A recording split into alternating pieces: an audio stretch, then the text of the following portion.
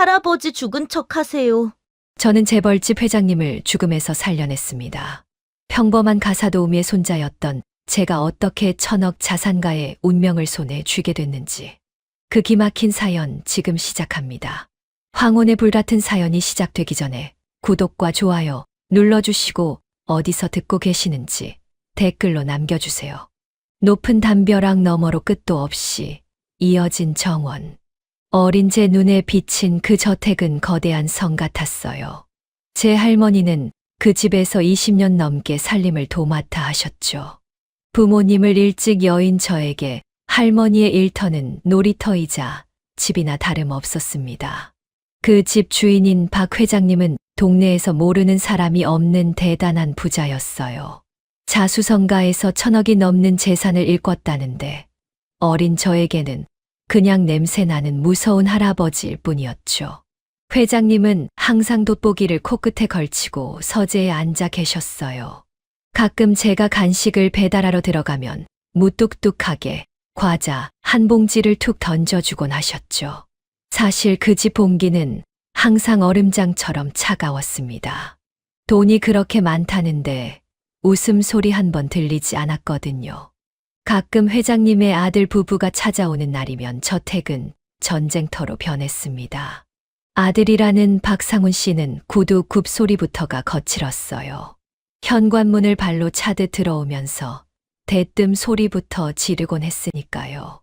사업 자금이 부족하다, 도박 빚이 밀렸다, 매번 똑같은 타령이었죠. 옆에서 조신한 척 서 있는 며느리 김미영 씨도 소름 끼치긴 마찬가지였습니다. 회장님 앞에서는 세상 효부인 척 굴었지만 화장실에서 혼자 거울을 볼 때의 그 싸늘한 눈빛을 저는 똑똑히 기억해요. 아버지 돌아가시면 그 땅 다 어떡하실 거예요. 그런 소리를 아무렇지도 않게 뱉는 사람들이었습니다. 회장님은 그럴 때마다 가슴을 움켜쥐며 마른 세수를 하셨죠. 서재 구석에서 먼지를 털던 저는 다 봤어요. 회장님의 손이 얼마나 가늘게 떨리고 있었는지. 자식이라는 사람들이 아버지를 사람으로 보는 게 아니라 걸어 다니는 금고 정도로 여기는 게 10살짜리 제 눈에도 보였습니다. 할머니는 항상 제 입을 단속하셨어요. 민수야, 너는 아무것도 못 본 거다. 아무 말도 하면 안 돼. 할머니의 거친 손등 위로 떨어지던 한숨이 지금도 생생합니다. 저는 그 집의 유령 같은 존재였어요. 기둥 뒤에 숨어서 혹은 커튼 뒤에서 그들의 추악한 대화를 엿듣는 게 일상이었습니다. 아들 부부는 회장님이 빨리 돌아가시기만을 바라는 것 같았죠. 영감탱이 즐기기도 하네. 며느리가 내뱉은 그 한마디에 저는 심장이 덜컥 내려앉았습니다. 그건 사람이 사람에게 할 소리가 아니었거든요. 하지만 회장님은 알고 계셨을까요? 본인이 애지중지 키운 자식이 등 뒤에 칼을 숨기고 있다는 사실을요. 회장님은 저를 가끔 서재로 불러 바둑판을 닦게 시켰습니다. 그러다 갑자기 제 머리를 쓰다듬으며 말씀하셨죠. 민수야, 사람이 제일 무서운 법이란다. 그땐 그게 무슨 뜻인지 몰랐어요. 그냥 할아버지 손에서 나는 씁쓸한 한약 냄새가 싫어서 고개만 저었을 뿐이죠. 그 집 거실에 걸린 커다란 괴종시계가 자정의 종을 울릴 때마다 왠지 모를 불안감이 엄습했습니다. 마치 곧 무슨 일이라도 터질 것 같은 그런 기분 있잖아요. 습기가 꽉 찬 장마철 어느 날이었어요. 부엌에서 몰래 수박을 얻어먹고 있는데 아들 부부의 방에서 나지막한 속삭임이 들려왔습니다. 평소처럼 소리를 지르는 게 아니라 아주 은밀하고 기분 나쁜 웃음소리였죠. 저는 본능적으로 숨을 죽이고 문틈에 귀를 갖다 댔습니다. 며느리가 들고 있던 작은 유리병이 조명에 반사되어 번뜩였어요. 이거면 자다가 조용히 가는 거지. 아들의 목소리는 떨리고 있었지만 눈에는 탐욕이 가득했습니다. 제 온몸에 달살이 돋았어요. 10살 꼬마가 감당하기엔 너무나 거대한 어둠이 그 방 안에서 소용돌이치고 있었으니까요. 저는 당장이라도 할머니한테 달려가고 싶었습니다. 하지만 발이 움직이지 않았어요. 만약 내가 여기서 들키면 나도 어떻게 되는 건 아닐까 하는 공포가 밀려왔거든요. 그날 밤 대저택의 복도는 유난히 길고 어두웠습니다. 회장님의 서재불은 꺼져 있었고 멀리서 들려오는 천둥 소리만이 정적을 깨고 있었죠. 저는 이불을 뒤집어 쓰고 빌었습니다. 제발 내일 아침에도 할아버지가 무사히 깨어나기를요. 하지만 운명은 이미 비극의 소용돌이 속으로 빨려 들어가고 있었습니다. 그게 제가 목격한 첫 번째 지옥이었고, 동시에 제가 회장님의 유일한 구원자가 될 수밖에 없었던 운명의 시작이었습니다. 비가 억수같이 쏟아지던 오후였습니다. 저택 안은 평소보다 더 눅눅하고 불길한 기운이 감돌았죠. 아들 상훈 씨와 며느리 미영 씨가 웬일인지 일찍부터 회장님 방을 드나들며 소란을 피웠습니다. 평소에는 문 앞에도 안 오던 사람들이 싱글벙글 웃으며 쟁반을 들고 들어가는 모습이 제 눈에는 영 기괴해 보였어요. 며느리의 손에 들린 옥색 찻잔에서는 진한 한약 냄새가 났습니다. 그건 할머니가 다리던 평범한 약재 냄새가 아니었어요. 코끝을 찌르는 알싸하고 기분 나쁜 향이었죠. 저는 복도 끝 화분 뒤에 몸을 숨기고 그 방 안을 살폈습니다. 아버님, 기력 회복에 최고라는 약이에요. 정성껏 다렸으니 어서 드세요. 며느리의 목소리는 평소보다 한 톤 높았고 손가락은 미세하게 떨리고 있었습니다. 회장님은 의심 없는 눈초리로 자식들을 바라보셨죠. 평생 고생만 시키던 아들이 철이라도 든 줄 아셨던 모양입니다. 회장님이 찻잔을 들어 한 모금, 두 모금 넘기시는 걸 보며 아들 상훈 씨는 마른 침을 삼켰습니다. 그 눈빛은 부모를 걱정하는 자식이 아니었어요. 사냥감을 기다리는 굶주린 짐승의 눈이었죠. 잔을 내려놓은 지 채 5분도 지나지 않았습니다. 회장님의 안색이 순식간에 흙빛으로 변했습니다. 가슴을 쥐어짜며 거친 숨을 몰아쉬는 소리가 복도까지 새어 나왔어요. 억소리조차 내지 못하고 바닥으로 고꾸라지는 노인의 몸은 너무나 무기력했습니다. 저는 너무 놀라 비명을 지를 뻔했지만 본능적으로 입을 틀어 막았습니다. 방 안에서는 비명 대신 정적이 흘렀거든요. 쓰러진 아버지를 보고도 아들 부부는 단 한 걸음도 움직이지 않았습니다. 그저 시계 초침 소리를 들으며 서로의 눈치만 살필 뿐이었죠. 한참이 지나서야 며느리가 비명을 지르기 시작했습니다.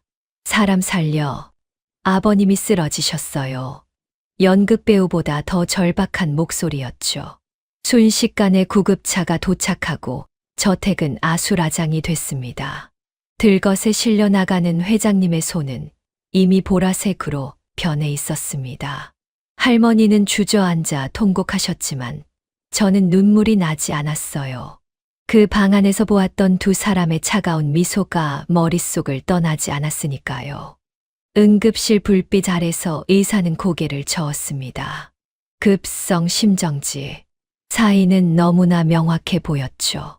병원 장례식장은 순식간에 검은 옷을 입은 사람들로 가득 찼습니다. 영정사진 속 회장님은 여전히 무뚝뚝한 표정이었어요.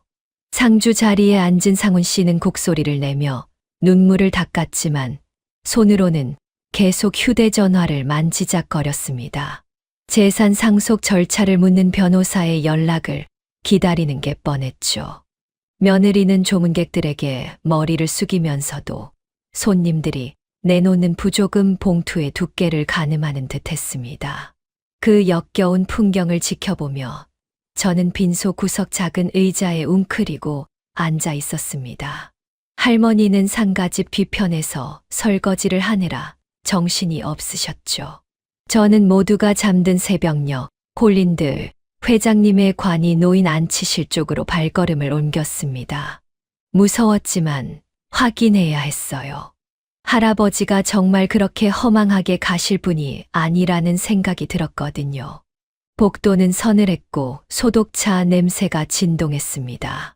하얀 천에 덮인 회장님의 시신 앞에 섰을 때 제 심장은 터질 듯이 뛰었습니다. 떨리는 손을 뻗어 천 밖으로 나온 회장님의 손을 잡았습니다. 그런데 이상했습니다. 죽은 사람의 몸은 얼음처럼 차갑다고 들었는데 회장님의 손등에는 아주 미세한, 정말 손톱만큼 작은 온기가 남아 있었어요. 저는 제 손등을 비벼가며 다시 한번 확인했습니다. 분명했습니다. 손목 깊은 곳에서 아주 느릿하게, 하지만 확실하게 맥박이 요동치고 있었죠. 할아버지는 죽은 게 아니었습니다. 깊은 잠에 빠진 듯 숨을 참고 계셨던 거예요. 저는 회장님의 귀에 입을 갖다 댔습니다. 할아버지, 저 민수예요. 일어나세요.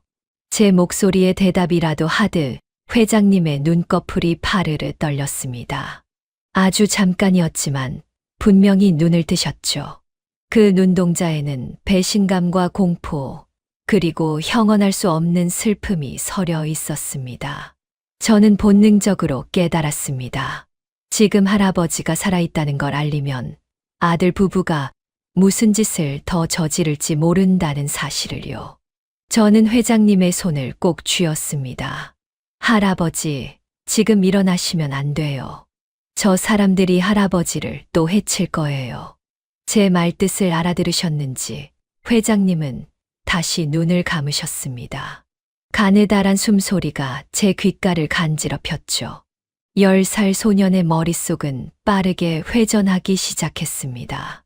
이 무서운 어둠 속에서 할아버지를 지킬 수 있는 사람은 오직 저뿐이었으니까요. 장례식장의 소란스러운 곡소리가 멀게만 느껴지던 그 새벽, 저와 회장님만의 위험한 연극이 시작되고 있었습니다. 장례식장의 공기는 무겁고 축축했습니다. 할머니는 조문객들에게 내어줄 육개장을 끓이느라 정신이 없으셨죠. 저는 그 틈을 타 주방 구석에 놓인 매실청 병과 종이컵을 챙겼습니다. 복도에는 사람들의 구두 소리가 불규칙하게 울려 퍼졌어요. 발소리가 들릴 때마다 제 심장은 입 밖으로 튀어나올 것 같았습니다. 안치실 문은 묵직하고 차가웠습니다. 살짝 문을 열고 들어가니 서늘한 한기가 온몸을 휘감았죠. 하얀 천 아래 누워있는 회장님의 모습은 여전히 미동도 없었습니다. 저는 떨리는 손으로 종이컵에 매실청을 따랐습니다. 미지근한 물을 섞어 조금씩 회장님의 입술에 적셔드렸어요. 마른 논바닥처럼 갈라진 입술 사이로 달콤한 물이 스며들었습니다. 한참을 그렇게 지켜봤을까요? 회장님이 아주 작게, 정말 모기 소리보다 더 작게 신음하셨습니다. 눈을 뜬 회장님의 눈동자는 초점이 흐릿했지만 저를 알아보는 것 같았어요. 저는 회장님의 귀에 바짝 다가갔습니다. 할아버지, 저 민수예요. 지금 나가면 안 돼요. 아저씨랑 아주머니가 할아버지 재산 다 뺏으려고 해요. 제가 다 들었어요. 회장님의 눈에서 굵은 눈물 한 방울이 흘러내렸습니다. 자식들에게 배신당했다는 사실이 그 어떤 독보다도 아프게 가슴을 찌르는 모양이었죠. 저는 회장님의 마른 손을 꼭 쥐었습니다. 사흘만, 딱 사흘만 돌아가신 척하고 계세요. 제가 도와드릴게요. 회장님은 대답 대신 제 손을 아주 짧게 꽉 쥐어주셨습니다. 그건 10살 꼬마와 1000억대 자산가 사이에 목숨을 건 비밀 계약이었습니다. 빈소 밖으로 나오니 분위기가 사뭇 달랐습니다. 상주 자리를 지켜야 할 아들 상훈 씨가 보이지 않았거든요. 저는 까치발을 들고 VIP 휴게실 쪽으로 향했습니다. 문틈 사이로 낯선 양복을 입은 남자의 뒷모습이 보였어요. 아들 부부는 변호사와 함께 서류 뭉치를 뒤적이고 있었습니다. 아버님이 유언장을 남기지 않으셨으니 상속 비율은 법대로 가는 거죠. 며느리의 목소리는 평소보다 훨씬 명랑했습니다. 슬픔 따위는 눈 씻고 찾아봐도 없었죠.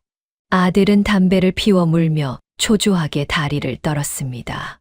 유원장이 문제가 아니라 그 빌딩 명의부터 빨리 돌려야 한다니까. 그들의 대화는 점점 더 노골적으로 변해갔습니다. 사람이 죽기도 전부터 장례식장 뒷방에서 돈 계산을 하는 그들의 모습은 괴물이나 다름없었죠. 저는 그 광경을 보며 주먹을 꽉 쥐었습니다. 이 사람들은 할아버지가 살아 돌아오기를 결코 바라지 않겠구나. 오히려 할아버지가 진짜 죽기를 기다리고 있구나. 저는 할머니가 일하는 주방으로 돌아가 쟁반을 닦는 척하며 기회를 엿봤습니다. 아들 부부가 잠시 자리를 비운 틈을 타 그들의 가방과 서류를 뒤져볼 생각이었죠.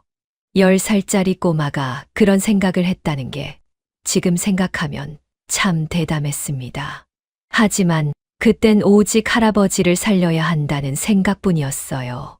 제가 할머니 옆에서 조용히 심부름만 하던 평범한 아이인 줄로만 알았던 아들 부부는 저를 전혀 경계하지 않았습니다. 민수야, 너 거기서 뭐 하니? 갑자기 들려온 며느리의 목소리에 저는 심장이 멈추는 줄 알았습니다. 뒤돌아보니 며느리가 날카로운 눈으로 저를 쳐다보고 있었죠. 저는 짐짓 모르는 척하며 대답했습니다. 할머니 심부름으로 컵 씻으러 왔어요. 며느리는 혀를 차며 제 등을 떠밀었습니다. 어딜 꼬마애가 여길 들락거려. 저리 가서 잠이나 자. 며느리의 손길은 얼음장처럼 차가웠고 눈빛은 소름이 끼쳤습니다. 그날 밤 저는 잠들지 못했습니다. 장례식장의 향 냄새가 유난히 독하게 느껴지던 새벽이었죠. 저는 복도 끝 공중전화기로 달려갔습니다. 할아버지가 평소에 믿으신다던 비서실장님께 연락을 해야 했거든요. 삐삐 번호를 누르고 기다리는 그 짧은 시간이 영겁처럼 느껴졌습니다. 수신음이 울리고 누군가 전화를 받았습니다. 저는 목소리를 낮추고 짧게 내뱉었습니다. 회장님 아직 살아계세요. 장례식장으로 와주세요. 전화를 끊고 돌아서는데 복도 저편에서 아들의 찌든 담배 냄새가 났습니다. 저는 황급히 비상구 계단 뒤로 몸을 숨겼습니다. 상훈 씨는 누군가와 통화를 하며 낄낄거리고 있었죠. 야, 다 끝났어. 이제 그 할망구랑 애새끼만 쫓아내면 돼. 그 집도 곧 내 거야. 자신의 아버지를 죽음으로 몰아넣고도 집안일을 돕던 사람들까지 길거리로 나앉게 만들 계획을 세우고 있었던 겁니다. 저는 어둠 속에서 눈물을 훔치며 다짐했습니다. 절대로 그렇게 되게 두지 않겠다고요. 내일이면 발인이 시작되고 할아버지는 관 속에 갇혀 영영 세상과 작별하게 될지도 모릅니다. 시간이 없었습니다. 이제부터는 진짜 전쟁이었어요. 10살 소년의 어깨에 1000억 자산가의 목숨과 우리 가족의 생계가 달려 있었습니다. 저는 다시 한번 안치실을 향해 조용히 발걸음을 옮겼습니다. 할아버지, 이제 곧 끝날 거예요. 조금만 더 버텨주세요. 제 간절한 기도가 장례식장의 차가운 정적을 가르고 있었습니다. 새벽 공기가 유난히 차가웠습니다. 발인 날 아침이었죠. 장례식장 마당에는 대형 연구차가 시동을 건 채 검은 연기를 뿜어내고 있었습니다. 사람들은 바쁘게 움직였고 소리는 점점 더 커졌습니다. 할머니는 밤새 우느라 눈이 퉁퉁 부어 제 손을 놓지 못하셨어요. 저는 정신을 바짝 차려야 했습니다. 어젯밤 비서실장님께 몰래 연락을 해둔 게 마지막 희망이었죠. 검은색 양복을 입은 실장님이 장례식장 뒷문으로 들어섰습니다. 제 눈빛을 보자마자 상황을 직감한 듯 고개를 끄덕이시더군요. 실장님은 회장님이 가장 신뢰하던 사람이었습니다. 우리는 아들 부부가 조문객들과 인사를 나누느라 정신없는 틈을 노렸습니다. 안치실 옆쪽 직원들만 드나드는 작은 통로가 있었습니다. 그곳에 휠체어를 대기시키고 두꺼운 담요를 준비했습니다. 할아버지를 옮기는 일은 생각보다 더 떨리는 일이었습니다.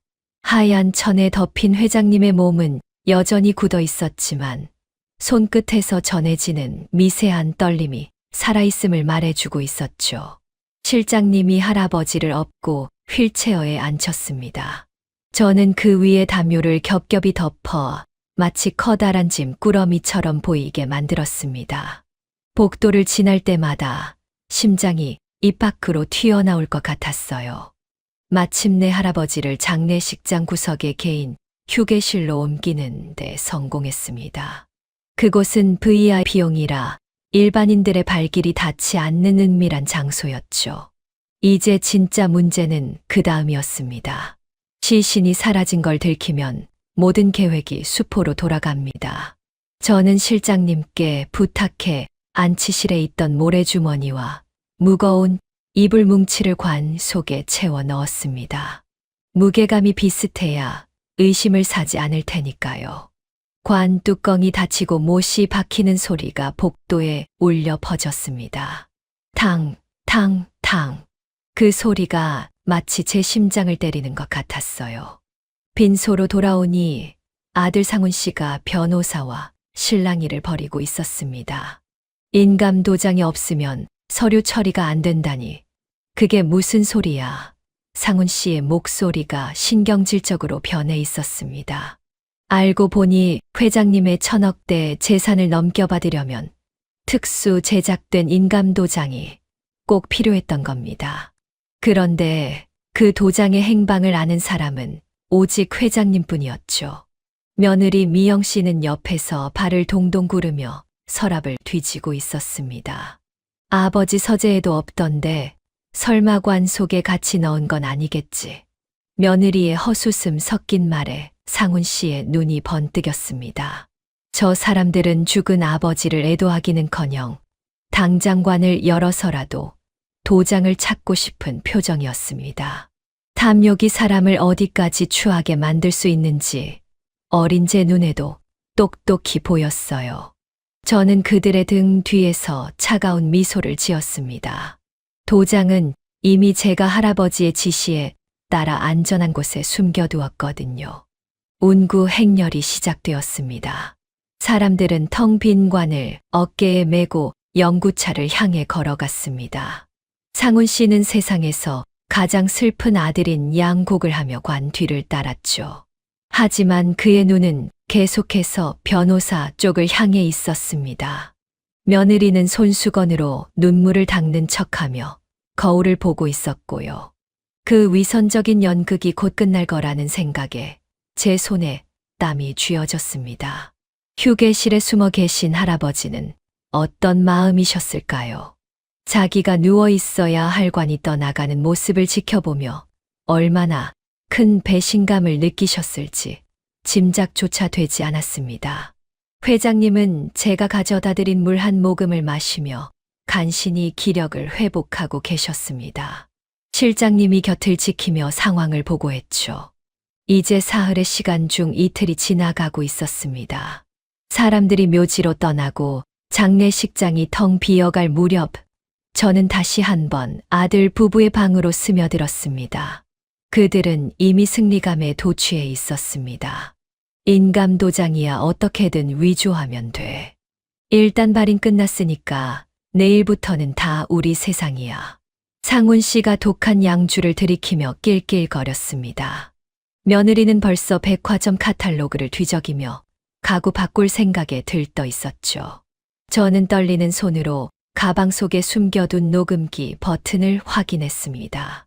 할머니가 일하던 주방에서 쓰던 낡은 녹음기였지만 성능은 충분했습니다. 그들의 추악한 공모 내용이 하나둘씩 테이프에 담기고 있었습니다. 아버지를 죽음으로 몰아넣은 약차 이야기부터 재산을 가로채기 위한 온갖 음모까지 10살 소년이 감당하기엔 너무나 무거운 진실이었지만 멈출 수 없었습니다. 저녁이 되자 비가 다시 쏟아지기 시작했습니다. 하늘도 노하셨는지 천둥 소리가 장례식장을 뒤흔들었죠. 내일이면 모든 것이 결정납니다. 빈관이 묘지에 묻히기 직전, 아니면 그들이 재산 서류를 완전히 조작하기 직전. 저는 마지막 승부수를 던져야 했습니다. 휴게실 문틈으로 할아버지와 눈이 마주쳤습니다. 노신사의 눈동자에는 더 이상 슬픔이 아닌 서늘한 분노가 서려 있었습니다. 민수야, 고생했다. 할아버지의 그 한마디가 제 귓가를 맴돌았습니다. 이제 반격의 시간이 다가오고 있었습니다. 비는 그칠 줄을 몰랐습니다. 산비탈을 따라 굽이굽이 올라가는 상여 행렬은 마치 거대한 검은 뱀 같았죠. 질척이는 흙탕물이 구두 속으로 스며들 때마다 기분 나쁜 소리가 났습니다. 상주 자리에 선 상훈 씨는 연신 시계를 확인하며 초조해했습니다. 빨리 매장 절차를 끝내고 서류를 접수하러 가고 싶은 마음뿐이었겠죠. 며느리 미영 씨는 비싼 상복이 지늘게 젖을까봐 안절부절 못하며 손수건으로 코를 막고 있었습니다. 죽은 시신을 묻으러 온 게 아니라 거추장스러운 짐을 빨리 치워버리려는 사람들 같았습니다. 하관이 시작되려는 찰나였습니다. 갑자기 며느리가 비명을 지르며 상훈 씨의 팔을 붙잡았습니다. 인감도장 말이네. 혹시 아버지 양복 주머니에 넣어둔 거 아니야? 그 말에 상훈 씨의 눈이 뒤집혔습니다. 천억 재산을 손에 넣기 위한 유일한 열쇠가 관 속에 있을지도 모른다는 생각에 이성을 잃은 겁니다. 장례 지도사가 말릴 틈도 없이 상훈 씨는 관 뚜껑에 손을 댔습니다. 예이고 체면이고 다 던져버린 짐승의 모습이었죠. 억지로 관 뚜껑이 열리는 순간 현장은 정적에 휩싸였습니다. 비명을 지를 준비를 하던 문상객들의 입이 떡 벌어졌습니다. 관 안에는 차가운 시신 대신 묵직한 모래주머니와 너덜너덜한 이불 뭉치만 가득했거든요. 상훈 씨의 안색이 종이장처럼 하얗게 질렸습니다. 시신이 어디 갔어? 누가 내 아버지를 훔쳐간 거야? 미친 사람처럼 소리를 지르며 모래를 파헤치는 그 모습은 정말 가관이었습니다. 그때였습니다. 산자락 아래서 검은색 세단 한 대가 미끄러지듯 올라왔습니다. 빗줄기를 뚫고 차 문이 열렸습니다. 모두의 시선이 그곳으로 향했죠. 차 안에서 내린 사람은 다름 아닌 비서실장님이었습니다. 그리고 실장님이 우산을 받쳐 들며 뒷문을 열자 믿을 수 없는 일이 벌어졌습니다. 죽어서 관 속에 누워 있어야 할 박 회장님이 당당하게 발을 내디뎠습니다. 빗방울이 회장님의 검은 코트 위로 떨어졌습니다. 노신사의 눈빛은 서리발처럼 차갑고 매서웠습니다. 관 앞에서 모래를 뒤집어 쓰고 있던 상훈 씨는 귀신이라도 본 듯 바닥에 주저앉았습니다. 아버지. 며느리는 들고 있던 손수건을 떨어뜨린 채 사시나무 떨듯 몸을 떨었습니다. 회장님은 천천히, 아주 천천히 그들을 향해 걸어오셨습니다. 내가 죽어서 관 속에 있어야 내 속이 시원했겠느냐.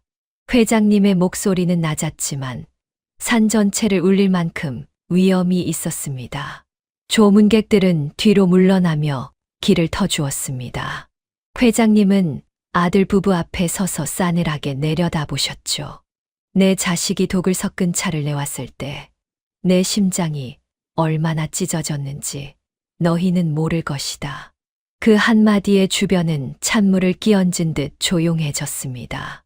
상훈 씨는 변명을 하려 입을 벙긋거렸지만 아무 말도 나오지 않았습니다. 며느리는 무릎을 꿇고 회장님의 바짓가랑이를 붙잡으려 했습니다. 아버님, 그게 아니고요. 저희는 아버님 건강을 위해서. 회장님은 역겹다는 듯 며느리의 손을 뿌리쳤습니다. 닥쳐라. 너희의 그 가증스러운 입술로 내 이름을 부르지 마라. 저는 회장님 뒤편에서 그 광경을 똑똑히 지켜봤습니다. 제 품 안에는 아들 부부가 장례식장에서 속삭였던 추악한 대화가 담긴 녹음기가 들어 있었죠. 회장님은 저를 힐끗 보시더니 살짝 고개를 끄덕이셨습니다. 이제 너희가 지은 죄를 세상에 낱낱이 밝힐 시간이다. 회장님의 선언과 함께 실장님이 경찰들에게 신호를 보냈습니다. 산소까지 미리 와 대기하던 형사들이 아들 부부의 손목에 차가운 수갑을 채웠습니다. 그들이 끌려가며 지르는 비명 소리가 빗소리에 섞여 멀어져 갔습니다. 텅 빈 관 앞에서 회장님은 오랫동안 허공을 응시하셨습니다. 1,000억이라는 돈보다 훨씬 값진 것을 잃으셨다는 그 쓸쓸한 표정. 저는 회장님의 젖은 어깨를 가만히 바라보았습니다. 이제 연극은 끝났고 진실의 시간이 찾아온 겁니다. 비는 여전히 내리고 있었지만 제 마음 속에 무거운 짐은 씻은 듯이 사라지고 있었습니다. 폭풍우가 지나간 대저택은 유난히 고요했습니다. 평소보다 더 넓게 느껴지던 거실에는 향냄새 대신 은은한 차 향기가 감돌았죠. 경찰차 사이렌 소리가 멀어지고 나서야 저는 비로소 숨을 크게 내쉴 수 있었습니다. 아들 부부가 끌려간 자리는 휑했지만 그 공백이 오히려 시원하게 느껴졌습니다.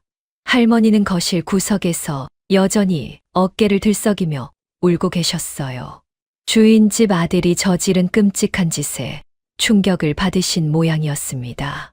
회장님은 서재 책상 앞에 앉아 한참 동안 창밖을 바라보셨습니다.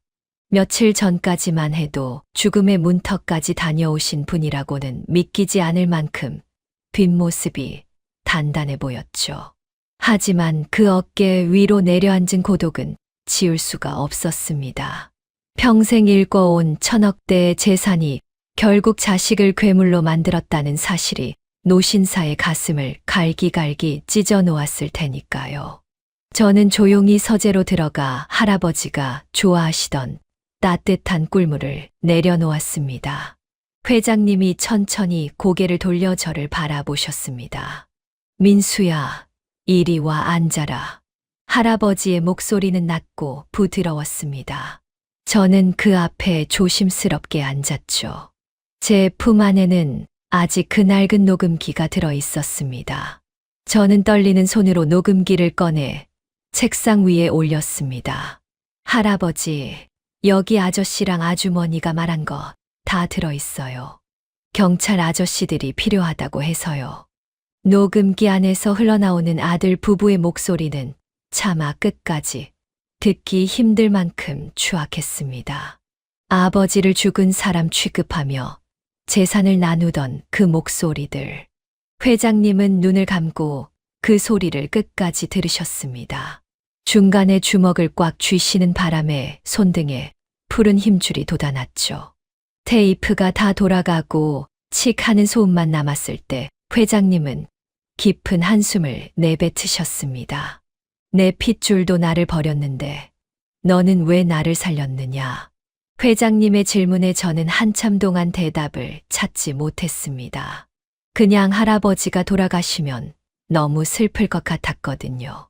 제가 바둑판 닦을 때 머리 쓰다듬어 주시던 그 손길이 차갑게 식어가는 게 싫었습니다. 저는 개미 목소리로 대답했습니다. 할아버지가 절 예뻐해 주셨잖아요.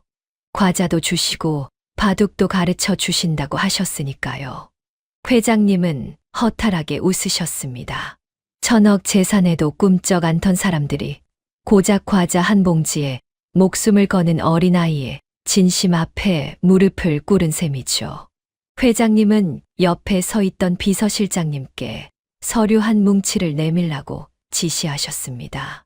그 서류에는 제 이름과 할머니의 이름이 적혀 있었습니다.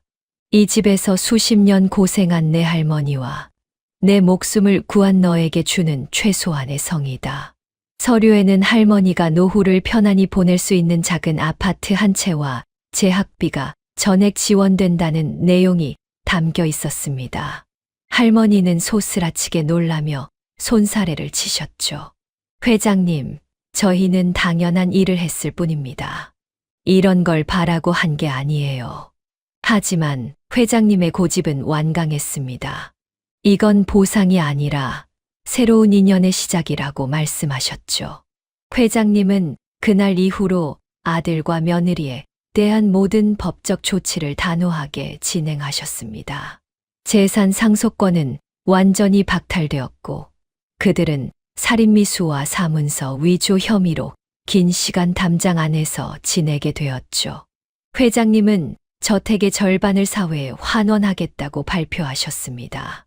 돈 때문에 사람이 미쳐가는 꼴을 더는 보고 싶지 않으셨던 모양입니다. 저는 그 저택의 작은 방에서 계속 지낼 수 있게 되었습니다. 이제는 유령처럼 숨어 다니는 아이가 아니라 회장님의 늦둥이 손자 같은 존재가 되었죠. 할아버지는 저를 무릎에 앉히고 진짜 바둑을 가르쳐 주기 시작하셨습니다. 민수야, 바둑은 수 하나에 목숨이 왔다 갔다 한단다. 하지만 사람 마음은 그보다 더 무서운 법이지. 할아버지의 가르침은 단순한 기술이 아니라 세상을 살아가는 지혜였습니다. 어느덧 저녁 노을이 저택 안을 붉게 물들였습니다. 예전에 그 차갑고 눅눅했던 기운은 온데간데 없었죠. 할머니는 주방에서 맛있는 된장찌개를 끓이고 계셨고 저는 할아버지와 마주 앉아 바둑돌을 놓았습니다. 1,000억이라는 돈보다 더 소중한 건 결국 곁에 있는 사람의 체온이라는 걸 저는 10살 그의 여름에 뼈저리게 배웠습니다. 차가운 빗줄기 속에서 제 손을 꽉 쥐어주던 할아버지의 그 미지근한 온기를 저는 평생 잊지 못할 것입니다. 세월은 화살처럼 흘러 어느덧 20년이라는 시간이 지났네요. 그날의 장맛비가 무색할 만큼 수많은 계절이 제 곁을 스쳐갔습니다. 저는 할아버지의 전폭적인 지원 덕분에 번듯한 어른으로 성장했습니다. 할아버지는 90을 넘긴 나이에도 여전히 정정하셨죠. 가끔 서재에서 저와 바둑을 두며 허허 웃으시던 모습이 눈에 선합니다. 영원할 것만 같던 할아버지의 시간도 결국 황혼의 끝자락에 다다랐습니다. 병실 안은 소독약 냄새와 기계적인 심박동 소리만 가득했습니다. 침대에 누워 계신 할아버지의 손을 잡았습니다. 예전 장례식장에서 느꼈던 그 미지근한 온기는 이제 아주 희미해져 있었죠. 할아버지는 가느다랗게 눈을 뜨고 저를 바라보셨습니다. 주름진 입가에 작은 미소가 걸렸습니다. 민수야, 그때 내가 나를 살린 게 아니란다. 할아버지의 목소리는 바람에 흩날리는 낙엽처럼 가벼웠습니다. 저는 무슨 말씀이냐며 할아버지의 손을 고쳐 잡았죠. 할아버지는 힘겹게 숨을 몰아쉬며 충격적인 이야기를 털어놓으셨습니다. 사실 할아버지는 아들 부부가 약의 독을 섞고 있다는 걸 미리 알고 계셨습니다. 비서실장님을 통해 그들의 일거수일투족을 감시하고 계셨거든요. 그날 아들이 건넨 차를 마셨던 건 마지막까지 자식에 대한 미련을 버리지 못했던 한 아버지의 도박이었습니다. 설마 진짜로 나를 죽이겠느냐는 신락 같은 희망이었죠. 차를 마시고 심장이 멈춰갈 때 할아버지는 차라리 이대로 죽는 게 낫겠다고 생각하셨답니다. 세상에 믿을 놈 하나 없다는 배신감이 온몸을 잠식했으니까요. 모두가 죽었다고 포기했을 때 안치실의 차가운 정적 속에서 할아버지는 삶을 포기하려 하셨습니다. 그때 할아버지의 손을 잡고 살려드릴게요 라고 속삭인 제 목소리가 들렸답니다. 그 어린아이의 순수한 진심이 지옥 끝까지 떨어졌던 노인의 손을 다시 잡아 끌어올린 거였죠. 할아버지는 제가 건넨 매실청 물 한 모금에 다시 살아야 할 이유를 찾으셨다고 했습니다. 피 한 방울 섞이지 않은 아이도 나를 위해 울어주는데 이렇게 허망하게 갈 수는 없다는 오기가 생기셨던 겁니다. 할아버지는 떨리는 손으로 제 머리를 마지막으로 쓰다듬어 주셨습니다. 내가 준 건 매실청이 아니라 사람에 대한 믿음이었다. 그 말씀을 끝으로 할아버지는 평온하게 눈을 감으셨습니다. 이번에는 가짜 죽음이 아니라 평생의 짐을 다 내려놓은 진짜 안식이었습니다. 장례식은 예전처럼 소란스럽지 않았습니다. 할아버지의 유언에 따라 가까운 지인들만 모여 조용히 치러졌죠. 발인이 끝난 후 변호사가 저를 따로 불렀습니다. 할아버지가 남기신 최종 유언장을 공개하는 자리였습니다. 천억대 재산의 행방에 대해 세상 사람들은 온갖 추측을 내놓았었죠.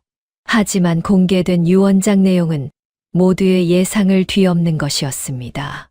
대저택을 포함한 대부분의 현금 자산은 이미 할아버지가 살아생전 익명으로 장학재단에 기부된 상태였습니다. 남겨진 건 도심 변두리의 낡은 상가 건물 하나와 작은 땅덩어리 뿐이었죠. 변호사가 저에게 작은 열쇠 하나를 건넸습니다. 할아버지의 서재 구석에 있던 낡은 금고 열쇠였습니다. 금고 안에는 빳빳한 서류 뭉치가 아닌 제가 10살 때 할아버지께 드렸던 낡은 일기장과 과자 봉지가 들어 있었습니다. 그리고 그 밑에 정갈하게 쓰인 편지 한 통이 놓여 있었죠. 진짜 재산은 통장 숫자가 아니라 내가 지켜낸 그 마음이다. 편지 봉투 안에는 할아버지가 평생 모아오신 귀한 서화와 골동품들의 목록이 적혀 있었습니다. 그 가치는 1000억이라는 숫자보다 훨씬 거대했습니다. 할아버지는 탐욕스러운 자식들에게는 껍데기만 보여주시고 진심을 보여준 저에게 당신의 평생이 담긴 영혼을 맡기신 겁니다. 저는 그 자리에 주저앉아 엉엉 울고 말았습니다. 할아버지가 저에게 주신 건 돈이 아니라 세상을 올바르게 바라보는 법과 사람을 사랑하는 용기였습니다. 거실에 걸려있던 괴종시계가 유난히 크게 울렸습니다. 이제 이 집도 곧 새로운 주인을 찾아가겠죠. 하지만 제 마음속에는 할아버지와 함께 둔 바둑판이 영원히 남아있을 겁니다. 자식의 배신을 용서로 승화시키고 어린아이의 진심을 황혼의 빛으로 삼으셨던 노신사. 저는 할아버지가 남기신 그 거대한 유산을 어떻게 써야 할지 잘 알고 있었습니다. 회장님이 떠나신 지도 벌써 꽤 많은 시간이 흘렀네요. 그 화려했던 대저택은 이제 사라지고 없습니다. 회장님의 유지에 따라 그 자리에는 아이들을 위한 작은 도서관과 쉼터가 들어섰죠. 담벼락을 높게 쌓아 올렸던 그 차가운 성벽 대신 지금은 아이들의 웃음소리가 담을 넘어 골목 구석구석까지 번져나갑니다. 저는 매일 아침 그곳으로 출근합니다. 회장님이 저에게 남겨주신 진짜 유산, 즉 사람을 믿는 마음을 다른 아이들에게도 나눠주기 위해서요. 가끔은 교도소 문을 나선 아들 상훈 씨와 며느리 미영 씨의 소식이 들려옵니다. 들리는 말로는 두 사람 사이도 완전히 깨졌다고 하더군요. 서로를 탓하며 남은 땡전 한 푼을 두고 법정 싸움을 벌이다가 결국은 길거리로 나앉았다는 소문이 돌았습니다. 예전에 그 위풍당당하던 기세는 온데간데 없고 이제는 초라한 행색으로 뒷골목을 전전하고 있다는 이야기에 마음이 씁쓸해졌습니다. 욕심이라는 게 참 무섭더군요. 1000억이라는 거대한 성을 쌓아 올렸어도 그 안에 진심이 없으면 결국 한 줌의 재로 변해버리는 법이니까요. 저는 지금도 가끔 서재에 홀로 앉아 회장님이 남겨주신 그 낡은 바둑판을 쓰다듬어 봅니다. 바둑알을 하나하나 놓을 때마다 할아버지의 목소리가 귓가에 쟁쟁하게 들리는 것 같아요.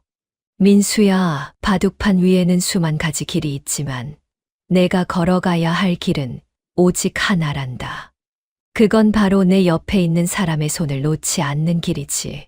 그 가르침 덕분에 저는 물질적인 풍요보다 마음의 평온이 얼마나 귀한지 깨달으며 살아가고 있습니다. 어느덧 해가 뉘엿뉘엿 지고 노을이 세상을 붉게 물들이네요. 회장님을 처음 만났던 그해 여름의 노을과 참 닮았습니다. 누군가는 인생을 돈을 벌기 위한 전쟁터라고 말하죠. 하지만 제가 겪은 이 기적 같은 사연은 우리에게 다른 이야기를 해줍니다. 진정한 부자는 금고에 돈이 가득한 사람이 아니라 죽음의 문턱에서 누군가의 따뜻한 손길을 느낄 수 있는 사람이 아닐까요? 10살 꼬마의 작은 손을 잡고 다시 세상을 향해 걸어 나오셨던 회장님의 그 결단이 오늘날 저를 이 자리에 있게 만들었습니다. 이야기를 들어주시는 여러분께 묻고 싶습니다. 만약 지금 여러분의 손에 1,000억이라는 돈과 여러분을 위해 목숨을 걸고 울어줄 아이 중 하나를 택해야 한다면 어떤 선택을 하시겠습니까? 그 답은 이미 여러분의 마음 속에 있을 거라 믿습니다. 비가 그치고 난 뒤의 공기가 유난히 맑은 오늘입니다. 여러분의 삶에도 돈의 차가운 무게보다는 사람의 따뜻한 온기가 더 가득하기를 진심으로 바랍니다. 긴 이야기 들어주셔서 감사합니다.